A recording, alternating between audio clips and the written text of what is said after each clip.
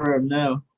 What's up, everybody? Welcome to another episode of 10K on the Bay, My Journey to 10,000 Live Listings. Today we have Hustle B on the chat. He's going to be talking about his experience with the working capital PayPal loan. Let us know the pros, the cons, and if he recommends it, if he would do it again.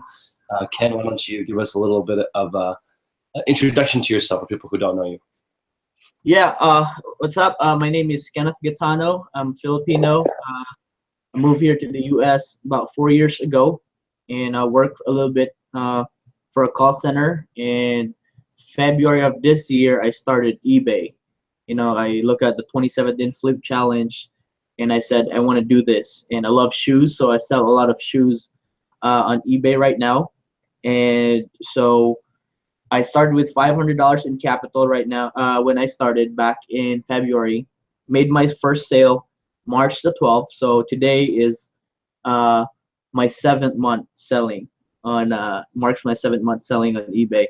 So I have sold close to 65,000 in revenue, and I have close to 120,000 in inventory. So, but definitely, I reached out to Chris and told him that we want to talk about the PayPal working capital because that has been the bottleneck in my business. I've been reinvesting everything, and the the longer I start, the longer I sell on eBay, the better I understand the sourcing factor of it, and I get to source better. I have more knowledge on inventory or brands now or what sells the most.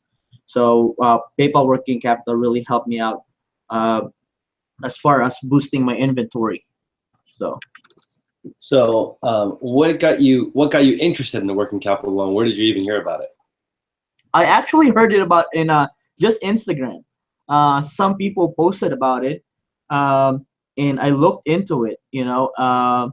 And as soon as I saw it, I was like, I look at the graph on how they do it, on how you repay it back.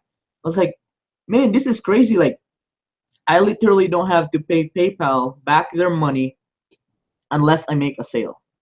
So that's really what got me interested because credit card loans, credit card companies, you have to pay monthly or you have some zero interest and everything like that. I've dealt with bank loans before. The neat thing about PayPal is they said you get it right away. It's not I don't have a good credit history because I've only lived here for so long and I don't have enough credit background for me to be approved for bigger loans and stuff like that. So I mean, it really was even a struggle for me to get a car loan. So that's what I loved about PayPal. It was based on your history, basically on your performance. Gotcha. So, if you don't mind, tell us like how you applied. Did you get approved the first time you applied? Yeah. So what actually happened is I got approved for. This is actually my second that I finished. I didn't tell you this. I wanted to just preface this because my first loan was not really a loan because I only took like $2,000. I want to test it out. I tested out payment of 30% every transaction. So I kind of tested out and I paid that real quick. Like I don't even remember how long I paid it. And I said, so as soon as I reapplied again, that's when I took the maximum was 5,500. So yeah, it was I got approved right away, and the money was sent to my PayPal balance right away as well. It's instant or like takes a couple days? No, instant. Like as soon as you hit OK, it kind of like buffers, and then all of a sudden transfer to your PayPal account.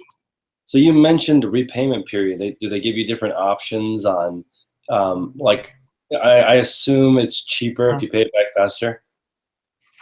Yes. So the repayment, the option is not on length like normal loans, but by percentage you want to pay back. So you can choose from ranging from, I believe, 10% every transaction is the repayment, to the most was 30% repayment. So if you choose the least repayment, so for example, if I max out on 5,500 and I choose 10%, obviously the one-time fee or the loan fee or the interest will be bigger. Mm. So if you choose the max out like I did, I chose the I chose the maximum payout, which is 30%. So I roughly paid it's I think 660. That sounds right. Yeah, that's what I paid. So 12%. That was the interest loan of the full amount. See, this is interesting, guys. If you take a PayPal working capital loan, it's much more expensive money than the bank per Yep. se, because 12% over 2 months, I mean, that's like a ridiculous APR. Yeah. However, it fluctuates on your business. So if you were to take the loan right before your busy season, right, Mhm. and it's a time when you'd be paid back super quick. If you take it before Right. the slow season, there'll be it'll take a longer time to pay back, which I think Yeah. that I don't think PayPal has a time limit, right? There's no time limit. Yeah, there's no time limit, but you have to pay a certain amount if you miss it in 90 days, something like that. I believe it's if you haven't made a sale in 30 to 90 days, you have to make a minimum payment, kind of. Gotcha. And so I was looking it up earlier. It looks like PayPal's working capital is funded through WebBank. So they use a different bank to finance the stuff. I guess PayPal lets them know who's high risk, who's not high risk. Do you know what the $5,500 is based off of? I believe it was based on the amount you've made this year already, you've sold. From what I've heard, it's not concrete, but I believe it's 10 to 20%. It's from that. I did of your sales for the year. I see. I saw that on the website. It says up to 25%, and Up to 20. I'm sure that unless you run like let's say you run a brick and mortar business that's the same every single month, you would probably get in, from my history with trying to figure out loans. Yeah. If your sales are completely consistent, maybe 25%. But if you are seasonal, it makes you a more risky business to invest in. So that's probably why you didn't get the full last 12 months, 25%. Yes, I didn't get that because I just started in February. So yeah, so that's why I didn't do that. Like I feel like this is a very important to talk about because we want to scale up to the we want to scale up. We want to increase. A lot of people choose not to take a loan, right? And but for me, the upside is so big, right? Like I'm basically borrowing. You know, to sum it all up, it's just like let me get a car that I can make money off the car. Yeah, I mean, it's a great way to look at it. Let's say, for example, let's say you take a working capital loan for 10 grand and they charge you 12%. That's 1,200. Yeah. If you do it for, some people would say it's worth it if I make $1,201. That's a dollar I didn't have before I did the loan. I mean, you have to factor in your time.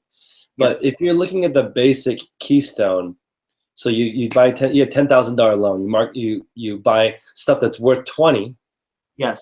You sell it, and let's say 30% of it goes to fees, which is aggressive, but that's like 6,600 going to fees. And so now you have 13,000 left. That's still a net profit. Yes. So that's the main reason why I took this loan. And also I want to try it out too. I've had previous business before that I had, like a 2-year loan, 3-year loan, and everything like that. But for me, since eBay is an experiment business for me, I really think because it gave me more security that the payment was. I didn't know, I didn't know if my sales was gonna drop next month. For sure. I got to shout out Glenn, Rad Seller, Amazon Seller 99, Shoes and Gear Outlet. What's up? Thanks, guys, for tuning What's in. up, guys? It's very, very cool to look at the difference. So I just want to share a quick story with you guys. One day I was at Lexus. I sold 2 of the exact same car to 2 people who had the exact same job.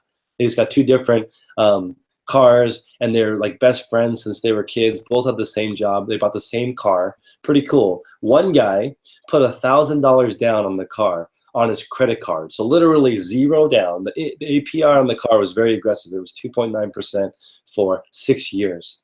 So he said, okay, I'm going to literally put 0 down, put $1,000 on his credit card, got the points for the flights on it. The other guy wrote a check for the entire amount. Okay. exact same job, same people, about the same net worth. So you have one, and I asked, like, what do you guys do? One guy said, I've never paid interest my entire life. I paid for everything cash since I was a baby. That's the way my kids raised me. The other guy said, I have never, ever paid cash for anything that I can finance that I earn less than I do in the market.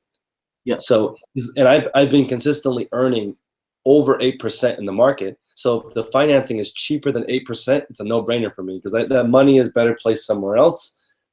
For me, it's net more if I use it. Of course, it depends on your risk tolerance. Yeah. But I'm looking at people who are the same situation, two different ways of doing it. Yeah, 100%.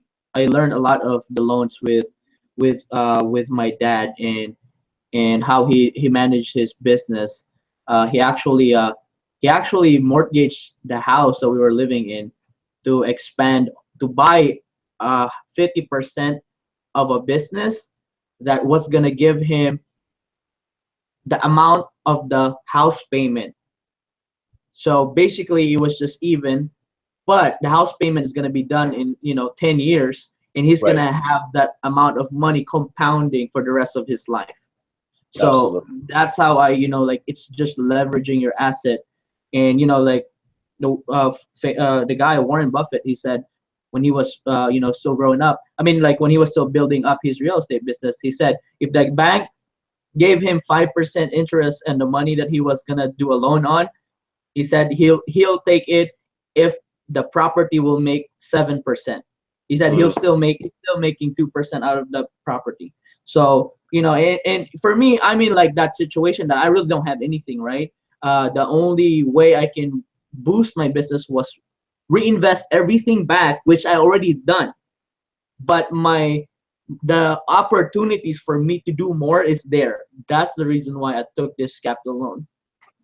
That's a great point. So Luca in the chat is asking if you have to have a certain amount in sales to qualify. I think you have to have $10,000 in sales over the last 12 months. Sounds about right. I believe so. I think so. Something like that. I don't think they give loans less than $1,000, because then it's like a lot of work to make not that much interest on their end. In my opinion, it's a relatively low risk for them, because they see the sales. So that's why they don't run your credit. I assume there's no credit check. No credit check. Yeah, they don't need to run any credit check. So people in the chat are saying it's 20 grand. So 20,000 a year, up to 200 transactions, I believe, is what Greg DeGouch is saying. Okay. So it gives you PayPal a little bit of an idea of how you do business. Guys, there's also this version in the brick and mortar business through credit card payments.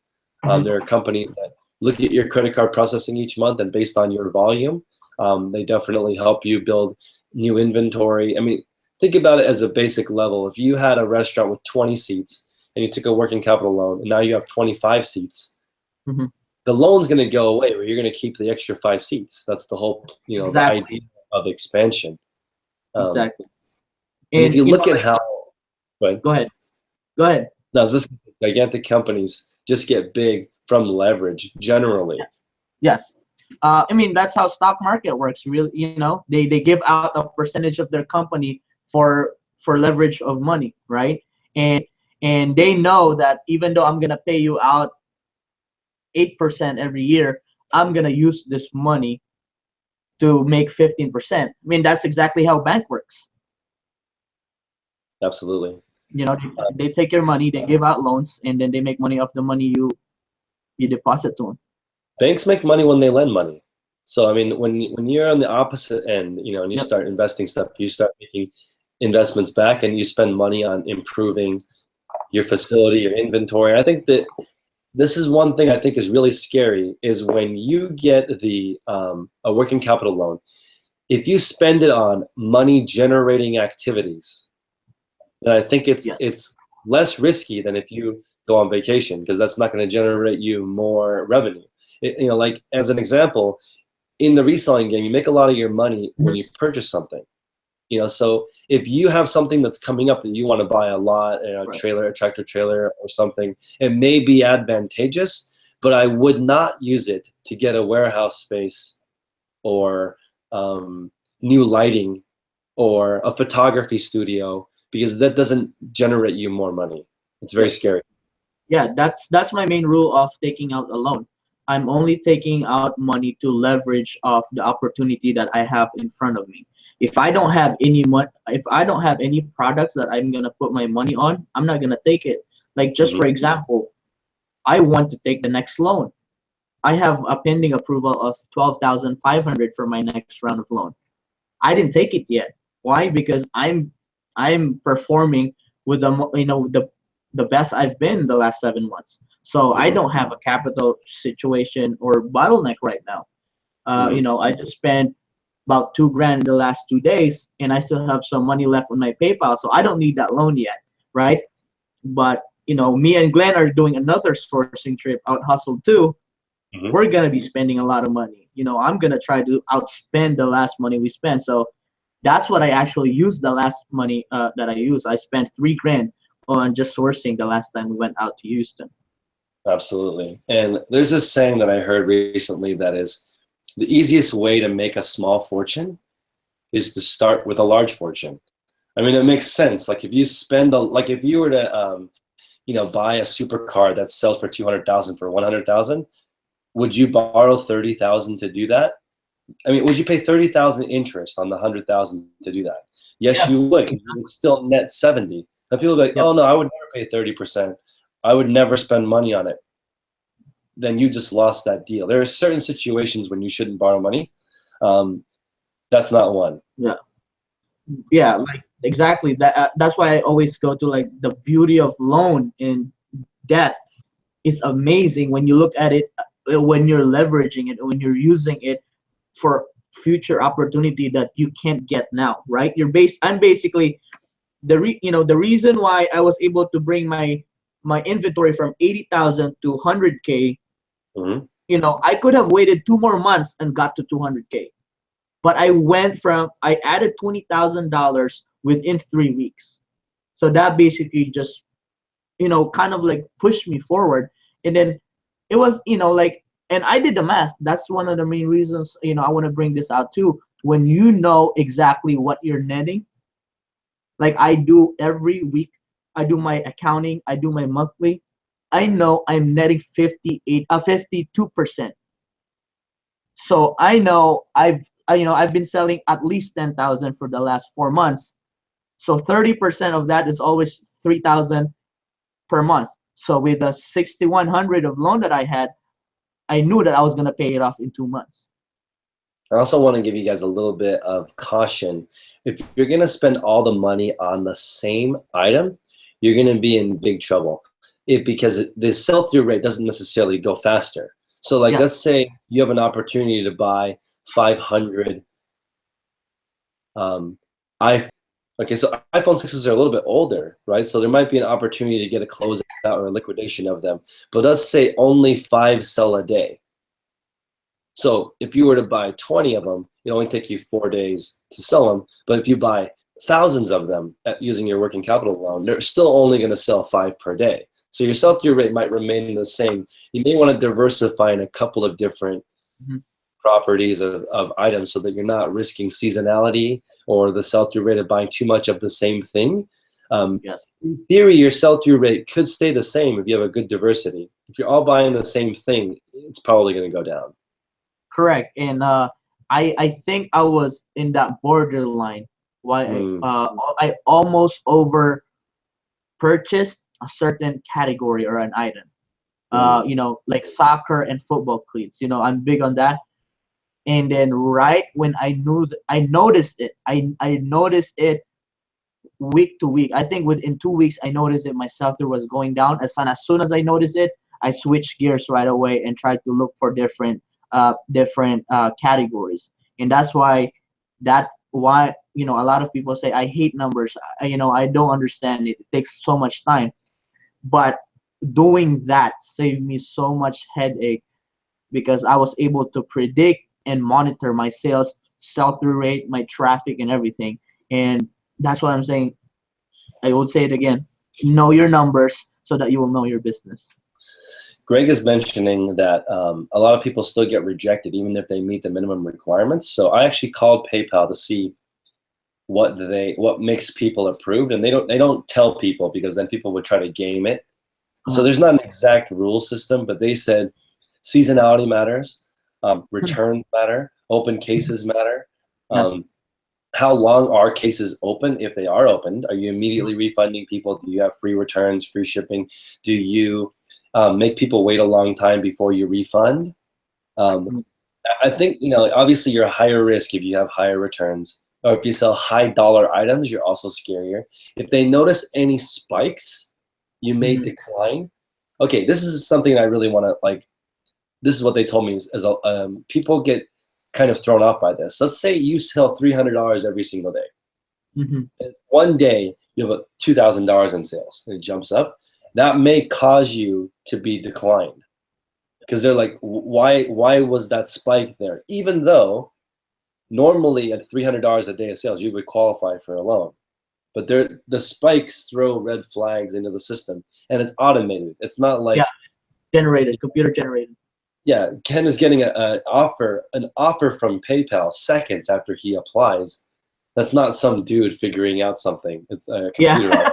Literally, definitely, it's computer generated. One of the big things was cases, open cases and returns. That's the one that they actually brought up to my attention because I tried to inquire too. Yeah, for sure. The Picker Life said he spent it. Beachcomber says inventory, tacos, and beer. I would agree with that if it's 99% inventory and 1% tacos and beer. True that. And here's what I want to bring up too. All that money was literally went to inventory. There was no fun in the middle of it. Me and my wife haven't paid for a restaurant that we had to pay tip. It was always scary because I didn't want to. The most I've spent so far was $25 for both of us, and in food, and in one sitting. So I've just been so disciplined that I was just gonna use that, squeeze every money for inventory. And guys, this is important. Ken is in my mastermind call. We had talked about reaching 100,000 in inventory, because once you have 100,000 in inventory, you can, as long as you turn your inventory over in a reasonable time frame. So let's say you double your money. So the $100,000, your cost, you net 50 after you sell it all. Even if it took you the whole year, that's 50,000 without buying any more inventory if you just kept the same stuff. So whatever amount you have listed is a pretty good indicator of how much you'll make in a year. So you know, now we're in a kind of a puzzle, because trying to get from 100 to 250 to 500,000 is when you can really afford a couple of employees to help you source, ship, list, customer service. So this is kind of a fuzzy thing, guys. Between 100,000 and 200,000, a lot of people don't make more money. Like when it's just husband and wife or two people and you get to 100K and you're solid. And I'm having, even myself, as motivated as I am, I'm having a difficulty getting to 100K solo without selling really expensive items. With two people, you can comfortably get to 100K, in my opinion. And now, getting to the point where you can hire employees and get, quote unquote, a little bit of freedom is hard. And sometimes you don't make more money because you have to pay that person. You're going to screw up as you're trying to scale. So like, just be patient. And there's people in our mastermind group that, as an example, I don't want to call out Frank, but I'm going to call out Frank. He did a lot of revenue and broke even because it's so hard to manage employees and extra stuff and warehouse space and all the overhead of trying to go big. So, make sure when you guys are growing, don't expect necessarily more revenue means more money. You can take this PayPal working capital loan, and buy a pallet of stuff, but now you need a building to house it and a couple of people to help you list it. And after you took the loan, you're like, oh, I didn't make any money. That's okay, because now you figured out how to do a warehouse, you figured out how to get employees, like now you've already learned that step of it. And hopefully then, if you do want to do another loan, the amount will be for a lot more. That's my next step in the challenge, really trying to get to that scale level. Yeah, and at that point you need a little bit of help. And I have heard of, there's a guy that has, I think, 6,000 or 7,000 listings with $300 average sale price. Insanely high sale price and 6,000 or 7,000 items. and he pays people to go look for the items for him.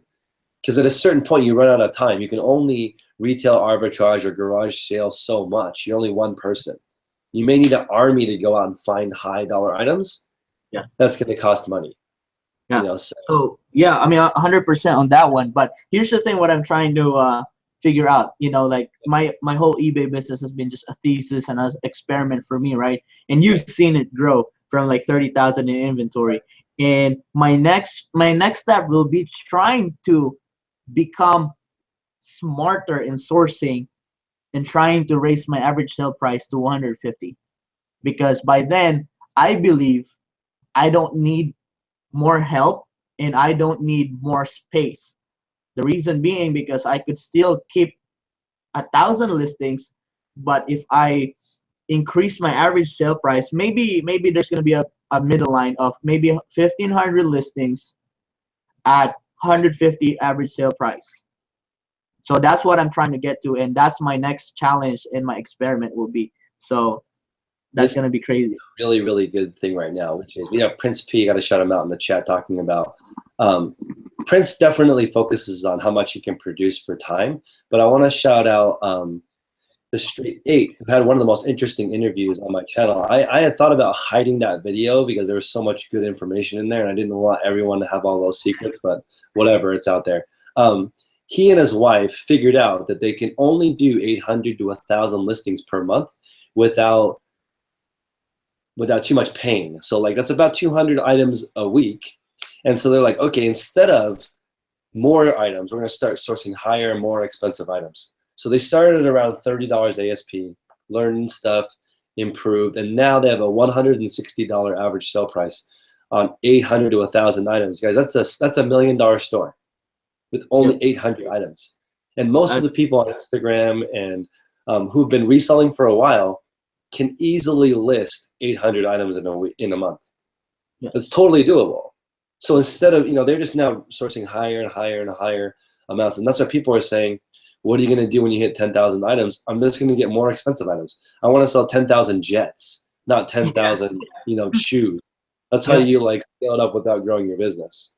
So yeah, I mean, I 100% believe that. I mean, you've showed some higher average sale price store. Like maybe once I get bigger, I can move to the $500 watches. Right. $500 purses, $500 shoes, $500 jackets. There's just so many out there that as long as you're willing to learn and level up your ASP and your mentality, I think it's we talked about this, how to make 100K peacefully, right?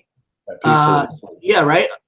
And then I think if you just continuously learn, develop yourself, you can make 100,000 per month peacefully with just under 1,000 items. This is something that I want to touch on. What I think Ken means by being smarter is learning to make the difference between what you pay and what you sell for larger. And that comes from insider knowledge. Like you meet the manufacturer. Okay, that's as cheap as it gets. You're getting it straight from the manufacturer. Okay, retail. Oh, I get 10% more on Poshmark. Okay, I'm only going to list those items on Poshmark and maximize my profit. Same item, same time, more money on Poshmark. Oh, this sells really well locally. Okay, great. I'll sell it locally. Now there's no fees or whatever. You're netting more. Yeah. Maximizing that amount is quote unquote smarter. Like an office chair might cost $40 to ship. It might sell well on eBay, but it might sell just as easily local on Craigslist with no shipping cost. That would be smarter. And your margins would increase with the similar work. That's what I would consider smarter. Yeah, 100%. Or maybe building my own website or building my own Shopify store. That's right. And when one thing I think is really cool in the reseller community, and I'm just going to point this out, is for lack of a better term, it's not bullshit. You can actually go buy something that's worth $100 for less than $100 and actually get a profit using eBay or Amazon, which most of us can sell on. eBay for sure, you can sell it. It's not fake. But for example, there are a lot of courses, and I'm not bad-mouthing them, but saying like you can build a Shopify business, that's more complicated. You have to drive your own traffic. It's different than just reselling, which is finding something that's already valuable for less. Yeah, definitely. You know, it's just great because, you know, when you reach out to people, if you guys aren't on Instagram talking to resellers, you should be. You should be on Reddit, also looking at reselling. You should be in Facebook groups learning. And the key is just figuring out what to buy, Mhm. because and what to buy is based on the market. Um, Yeah. so I'm I going mean, to that's ask. what. Go Go ahead. ahead. Go I ahead. was just going What's to your ask you a question? question on this is something that keeps coming up. Let's say the Starbucks mug. Okay. Yeah. Right now, there's only one on eBay Hmm. for 29 bucks, right? And it has sold for $20. Hmm. Okay. My question, well, I lost my train of thought. My question is, does it matter what you paid for it Hmm. For to the me, to the customer? to the customer, I don't think so. Not at all. Doesn't matter. Not at all. Right? If you paid a dollar Because for it, somebody in the market was willing to pay for it. right. So I just think and I guess the point I was trying to make that wasn't really that clear is that um, people are always telling me, "Oh, I only bought it for a dollar. I sold it for 50. It's a great deal." But it's like if the market is 100, then it's not a great deal. You No, just wasted $50 by not yeah, waiting for the market that's to work. yeah. I think that speaks a lot to how I was able to scale my business. I Hmm. mean, when people were selling a certain shoe for $60, we got it for 20. They made 25 to 30 bucks on that. They're happy. I know that it sold before for $250. I priced it at 199. Waited 5 months and sold it for 199. Yeah. That's how I was able to scale my business. I mean, it seems like it's such a patient game on my end, but it doesn't feel that long. Like, and that's what I'm saying. Like, $500 of initial investment with over 200,000. I mean, if you think about it, I made it 200,000 in 7 months because of just being patient and read. I read the market based on how much did somebody pay for it, because there can't be only one buyer that's willing to pay for it, especially with especially if it's a shoe that has sold 10 times. It's not like a one. One It hit was wonder. items. Yeah, it wasn't just a one off, right? So I just waited for it, and I showed Chris one of the completed listings the other night, and he said, like, is this this are selling for 60, 70? Yeah, it's selling 60 to 70 right now because the market is a little flooded. Yeah. But 2 months ago, it sold for 199. So it's your call. And Chris automatically said, "I'll wait for you. I'll wait a year with you." I Yeah. said, "Yes, that's the mentality." I gotta shout out Wade's Ventures in the chat because he does a lot of storage lockers. And if you guys haven't checked out that auction or that thing, you can go look at it. And the items that he sells, there's not very many of. You might Yeah, as well wait to find the right buyer. Give your item a chance to ripen and find 500 people to look at it. That give the right buyer a chance to see it. I understand the quick flip, but in my experience, the people who build businesses don't usually do the quick flip unless they have staff. yeah, That's a different game. So if you're trying to maximize a two-person operation, get as much ASP as possible. If you're trying to build a company, then build repeatable as possible. yes. You want to build repeatable stuff and then repeat it more often. So Yes, I mean, like, I think the only the best way to really make a lot of money is either you go for volume or you go for the high price. But with more volume, that means you just have more moving parts. That, like, I would say, you'll have more employees, you'll have a warehouse, just all over those. And I think it's just personal preference on the person on which route would you like to take, right? For me, I'd like to take the it's hard. It's hard, but for me, moving 200 items a month isn't that hard because I only have to fulfill 200 items a month. yeah, and that's the store that I shared, guys. There was this Japanese store that I showed Ken and a bunch of other people. That's 5 million listed. Okay, and they have 20,000 items with a $250 average sale price. That's $5 million. $5 million worth of stuff listed.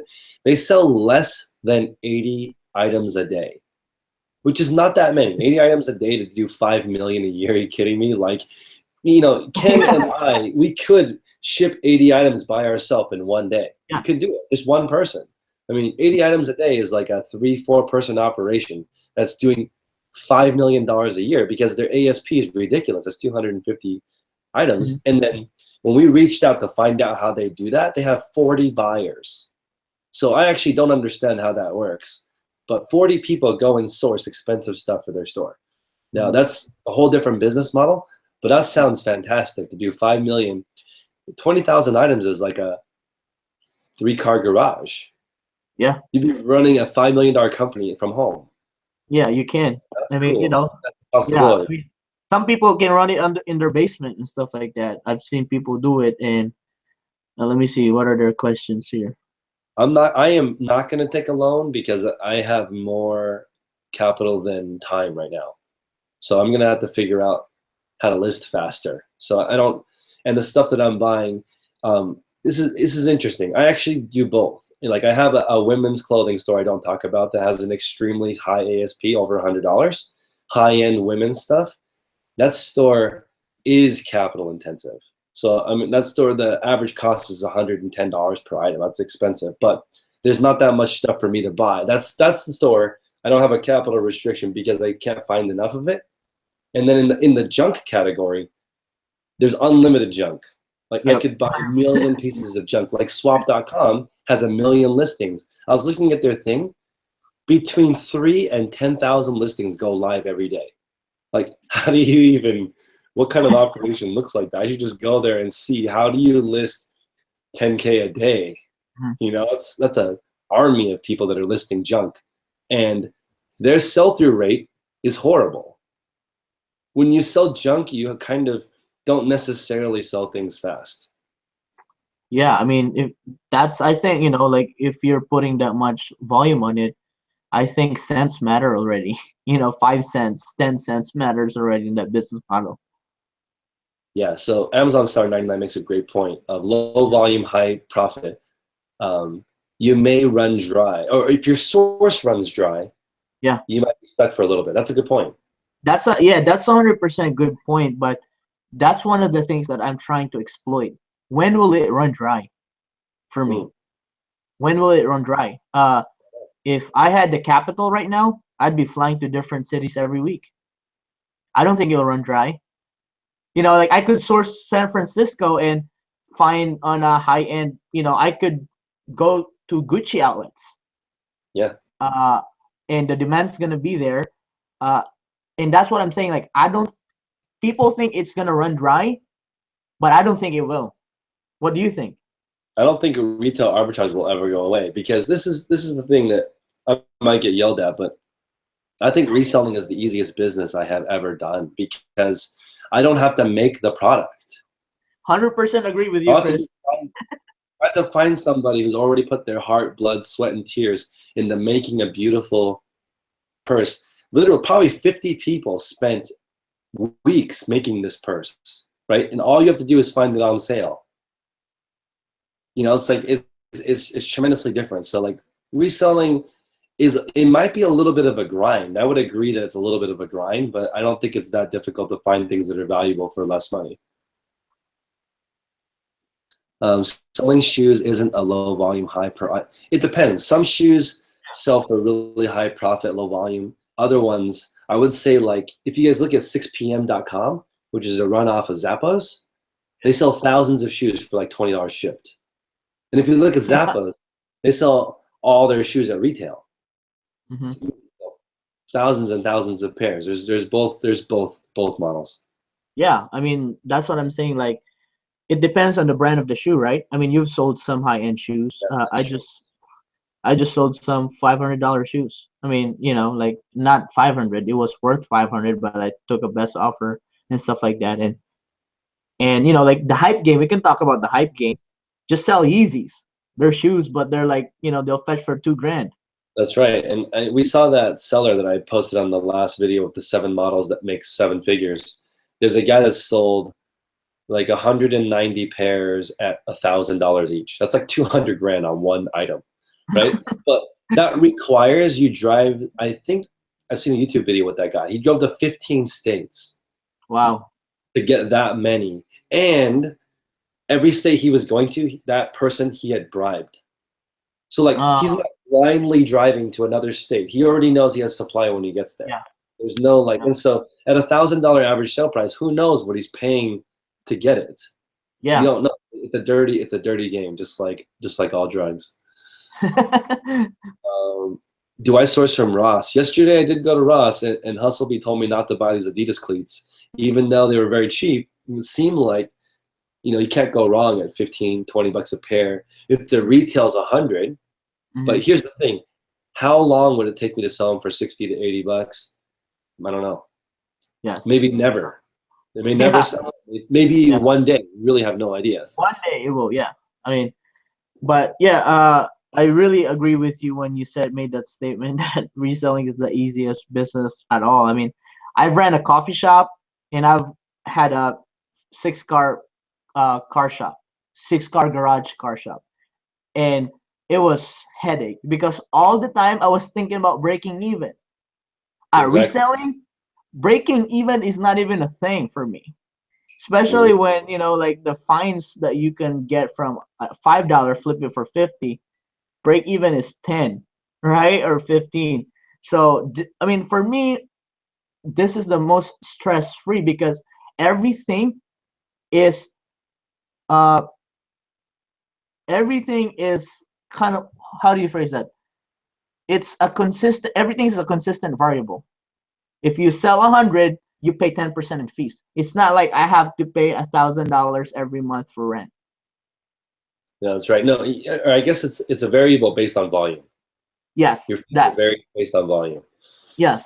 I mean, besides your eBay store, which is 59 bucks for me because I have a premium store, so that's not Yeah. really hard to say, like. And if you don't drive, if you don't go source, you don't spend money. So this is something that I want to talk about with Picker Live. He's saying the hardest thing to learn is to walk away from a deal. So this is something that Phil Hellmuth was talking about on Tim Ferriss's podcast, where he was saying that he thinks he's the most skilled poker player in the world, but he's not the richest poker player in the world because he's Hmm. not good at money management. Meaning he can't walk away from a tournament he has no business entering. He may be tired, he shouldn't be doing it. And I look at it exactly the same as reselling. If you only pick items that make money and say no to all the other ones, you may scale slower because it takes you longer to find the items that you already know to sell, but you're never really losing money. I don't think I've lost money on a single item unless it was like in the beginning to get some feedback. Like Right. there's no reason to lose money on an item. You can just, and unless you get stuck with inventory that people don't want. Right. And this is also the reason why, this is a strange example, but Floyd Mayweather only posts on like Instagram when he wins a bet, right? He's never Yeah. posting the bets that he loses, so we really have no idea if he has a gambling problem and he bets on lots of games he has no business betting on, he may Mhm. lose. But on a one-off basis, Vegas is very scared of people who just do one bet. They have no opportunity to recoup Yes. odds can't take over when you make a small amount of bets. Right. Um, I mean, well, it's not hard for Ken to walk away from a deal, though, if it doesn't match Uh, his profit. yeah. I mean, like, for example, when me and Glenn went to Houston, we visited 75 stores, and we only bought 150 to 175 items. Wow. The odds are basically picking up 2 to 3 items per store. I think And that's such and we went to like at least 10 Nike outlets. Imagine that. wow. Yeah, So that's cool. I'd say that's a good ratio. If you walk into a thrift store and you find under 10, I mean, if you find 5 items that are over $20 profit, you just hit a huge home run. Let alone 5 items that, I would say in every single thrift store, there's at least one $20 item, hmm, right? Every single Nike outlet, there's at least one $20 item. yes, And if you can go to one store per hour, 8 stores in a day, that's 160 bucks. That's more than you would make at Starbucks if you got one item per store at $20 profit, which is easy. yeah. You know, I mean, today I went outsourcing. I started at 9 in the morning. got home at like 5:30, close to 6 already, and I only bought 15 items and drove total of 3 hours. But my profit per item is $40 to $50. Amazing. I got to shout out Wade with a $10 super chat. Just want to talk about Wade also. In the storage unit game, he knows when to walk away from a storage unit. Even if it's tempting, he's like, maybe I'll make money on it. He's not doing that. He's buying the ones that he knows that he can make money from what he can see. He's not taking that risk. Is he gonna miss out on a deal? Yeah, for sure. But like that's he's going for, you can build a business off of base hits. You don't need to hit a home run every single time. Exactly. Saying no is very hard. I totally agree with that. Like it's hard as a reseller to leave behind profit. Yep. Definitely. I mean, we've talked about it, Chris, that you asked me like, how many $10 to $20 profits do you leave every day? I probably told you like hundreds. Yeah. Hundreds. But at some point, I could go to that game. I can go to that game because of, the experience I have gained already. Because I can see them now, and I'm just passing on them now. And there are trips that when I went out empty-handed, I had to pick those up. I'm okay with picking those up, And I gotta shout out the Clutch Swag, who talks about potentially faster sell-through. He wants to sell all of his items in 60 days. So he picks up an item, let's say for 45.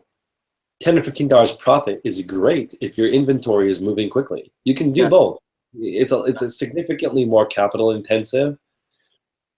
In theory, it might not be more capital intensive if it moves super fast. We have Prince in the chat who went from 5,000.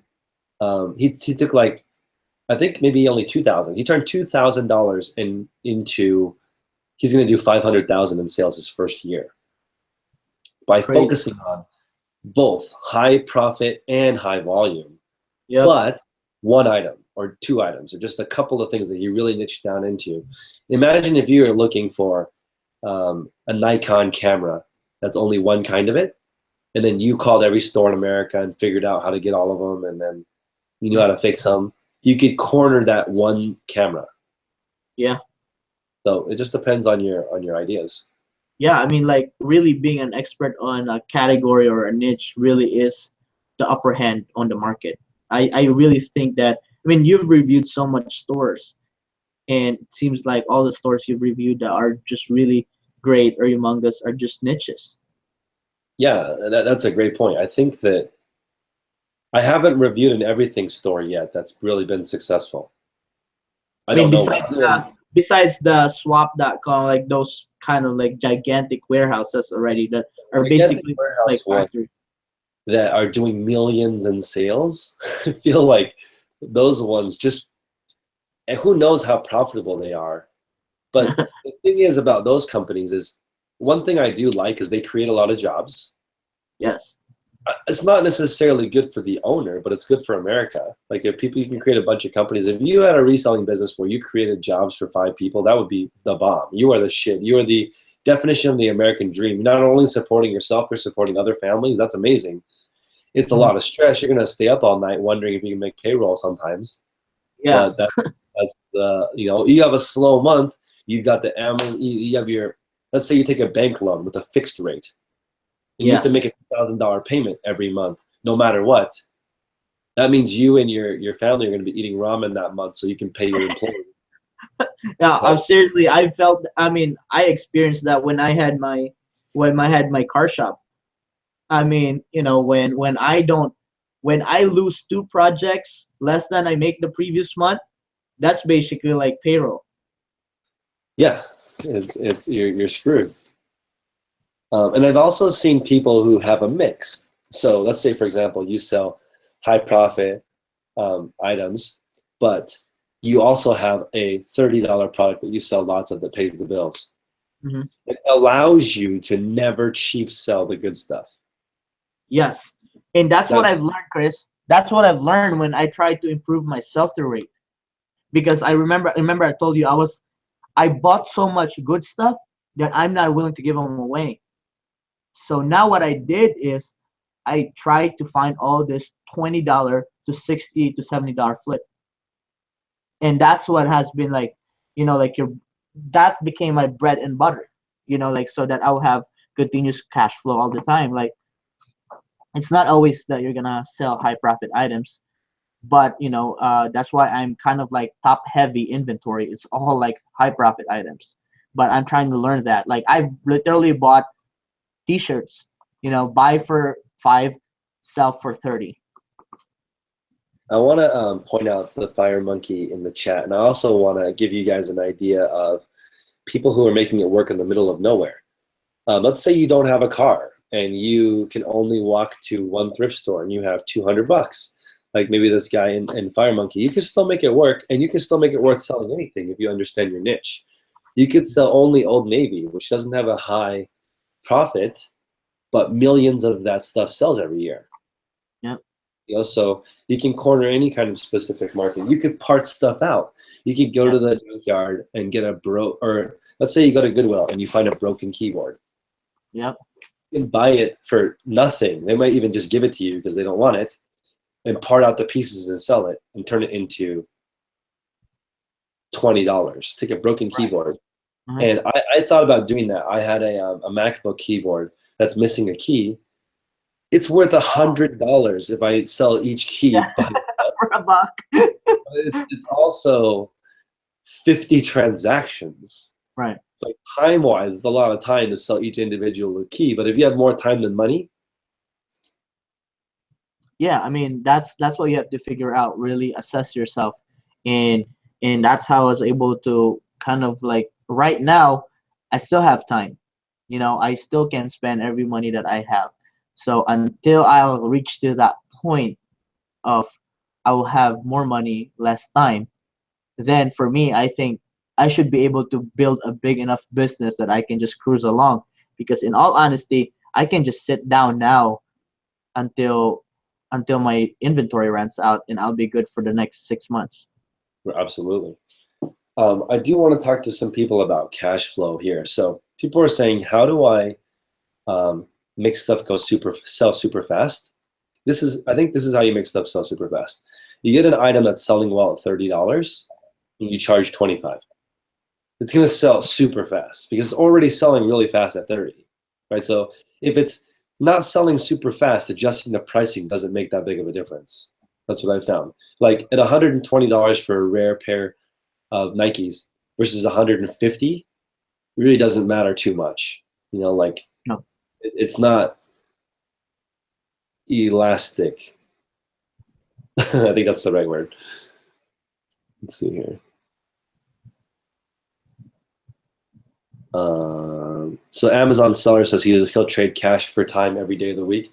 That's what happens when you start making it. You start paying people to make your meals. You start paying people to wash your car, people to mow your lawn, people to wipe your ass. When you get to that point where everything is a waste of your time and you have way more cash than you do time, you pay for things to level up. Like you buy time. Kevin, go ahead. You buy time. That's that's how Uber became really big. They buy that time, and Amazon Prime has become really big. They're buying time. Groceries at your house. They're buying time. Yeah, Quan, that's a great point. You can scour the free section of Craigslist, and same thing. You're buying time. Somebody doesn't want to deal with it. It's not that they can't flip it; they don't have time. They're like, "Come get this stuff out of my driveway today." And that's a great point from the coldest. You want to find what's local to your area. Yeah, I mean 100%. Like one thing that sometimes brings me down is when I look at big market cities. They usually have better stuff, but I always look at the other side of the coin. Well, man, they don't find this stuff that I find in my area. No, that's true. Like for example, in the Bay Area, I've never seen CC Filson, which is this high-end vintage brand or something, but I see Patagonia all the time. So like, I don't see Patagonia here. Patagonia there. So it just depends on your area. I would never find any Ohio State University stuff here in the Bay Area, but I would find Berkeley stuff. Yeah. So it depends. Let's see here. Some recommendations for a beginner to build it up. Like, I mean, this is a PayPal working capital loan. I guess make sure you take care of your customers. That's going to be the way that you qualify for loans. And I say run a business that's good enough to take a loan. That way you have the option. Yes. I mean, that's I think the beauty of my situation right now, because I have, like, I was able to calculate that I'm gonna pay it off in 2 months. Worst case scenario, like what, 3 months?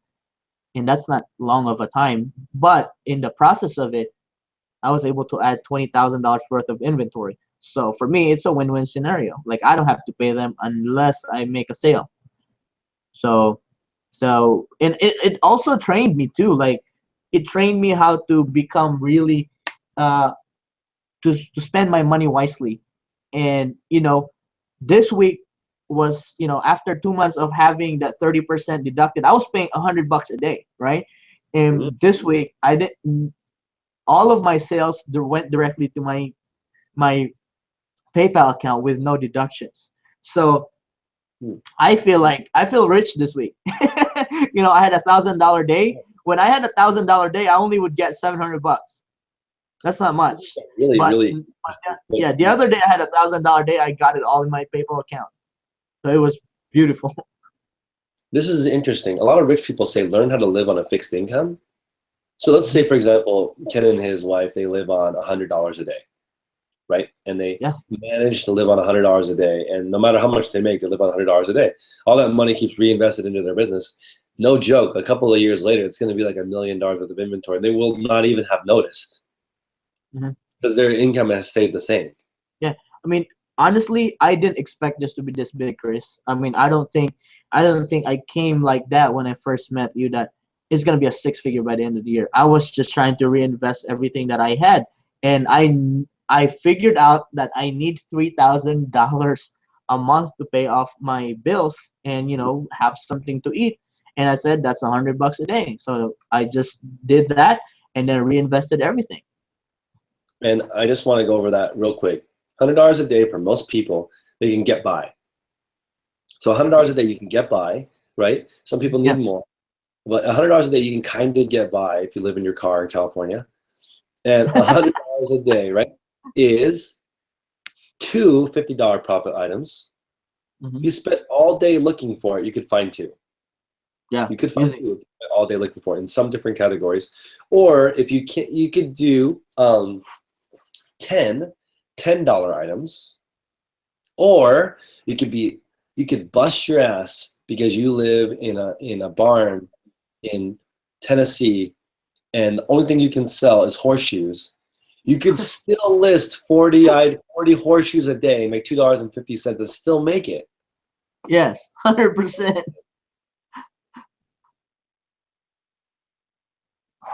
Yeah, in California, you have to live in your car if you have $100 a day. Yeah.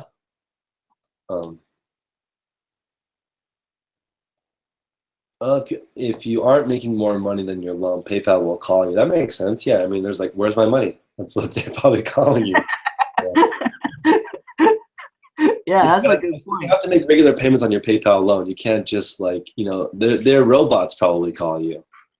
Yeah, I mean, I only missed probably, I only had in the last 60 days, I only had like 3 days that I had 0 sales. So, it wasn't like that big of a gap, really. Yeah, you definitely, guys, just be careful when you're buying stuff. And if you're going to get a working capital loan, or just in general, you should spend it all on inventory and keep your lifestyle the same. For me, I'm completely happy with my lifestyle. I don't want to increase my spending. I want my spending to go down, actually. Just keep it flat, more income. And if you think about it from a value basis, you're providing more value to the world each month.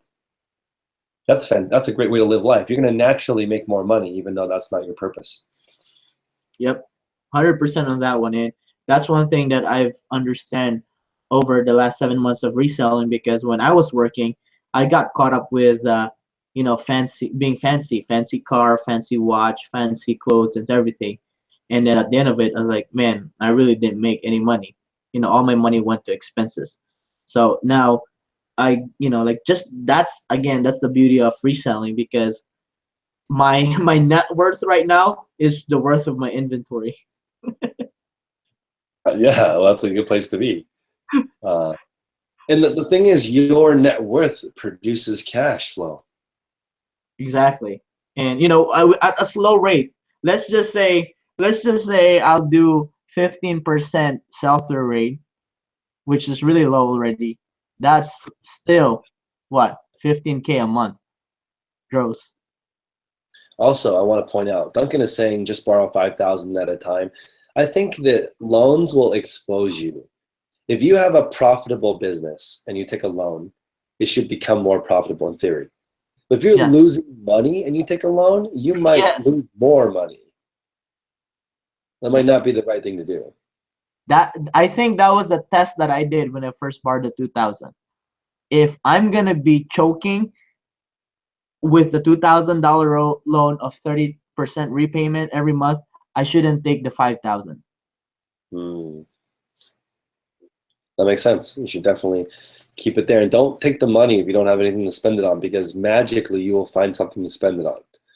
Don't Yes. do that. Like if you see a pallet for 40,000, you should take 40,000 if they offer you 100. Because on the 60, you might, you know, depends on how disciplined you are. But if you're disciplined in the first place, you wouldn't take more than you need. Yeah. If you have a couple of kids in college, you can throw it out the door. So Amazon seller 99, I did the math. If you want to have 2 kids in California, send them to a private school, have enough for $100,000 car, right? Because if you wanted to be the Joneses, have a normal house here, have 1 Tesla, one of you takes public transportation to work. You still need to make 350 grand to do that in California, to not have debt, to like actually pay for private school, a proper mortgage payment and whatever. That's insane. So it depends on where you live. Right. Some of the resellers in our Patreon group are living in their rent's like $400. Yeah. No, it's Yeah, like like I'm paying the higher end rent here, and I'm paying 850 in my area. my goodness, that's ridiculous. My rent here is $2,700, and it's only for part of this house, so it's different. Where you guys are. Mhm. Don't have a car, you have a house instead, and Uber everywhere. That's a great idea. You guys know I use GetAround. I have 3 cars. All 3 of them generate money. So that's a nice way to do it. Instead of, if you take something that normally costs you money and turn it into making you money, like your house. If you had a house and you had a $2,000 mortgage, but you converted it into a 5-plex and you lived in the basement, you could turn your mortgage payment into income. Yeah, exactly. Yep. Yeah, I 100% agree with that. Rent money is dead money, but I don't want to be a homeowner. I don't want to. I could actually rent to own this place, but I don't think that that's something I want to do. But it is an option. For me, buying a house means I'm gonna be attached to a certain place for a long time. And me moving here from the Philippines, I've just seen so much opportunity that I don't want to I don't want to tie up myself in one place. That's a great point. Having the freedom to go different places. I think home ownership is definitely on the decline. It is that it's been proven in studies and everything, unless you have extra money to buy it. It's also why it's a safe place to park money if you're investing, because there's so many less people owning it. Like, yeah, I think the property, or the guy that owns my house, I think collects $1 million a month in rent. So like at a certain point, all you're doing is buying properties. Yep. You use PayPal to pay your bills and order food. That's awesome. Somebody's shocked why you're paying 20. Why maybe he's thinking your place is so cheap. Big Money is asking how I got a place for $2,700, because I only have a room in the garage in this office. So 3 rooms, it's $900 a room. Not super cheap.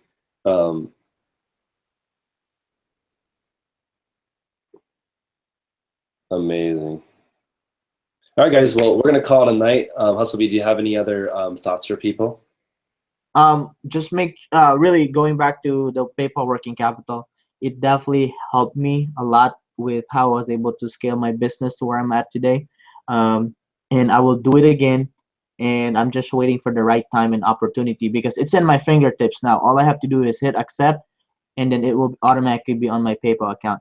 So right now, I'm not in that position that I have an opportunity in front of me. But definitely, if I have 100 pairs that I can buy out right now, I would totally hit that accept button, without a doubt.